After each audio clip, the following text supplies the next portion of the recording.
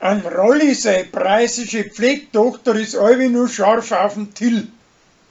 Aber als gute Freund machen's weiter mit ihren Geschichtsstunden und hängen der Pudel davon das Netz ein.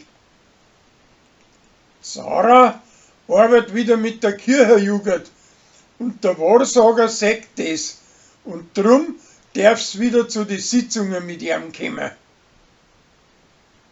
Danach macht's ein Charivari für der Tina seine Schlüsseln, aber den krampft der Hund und Tina meint, sie hätten verschmissen und macht sie noch aus selben ein.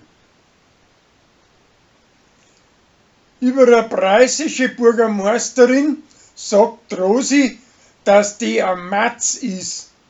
Und die hört das und ist ihrer Beiß.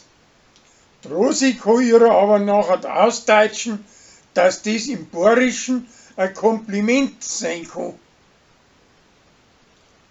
Der Uschi, seine preußische Tochter, sauft eine ganze Flaschen Bier, weil der Josef nicht gescheit auf sie aufschaut.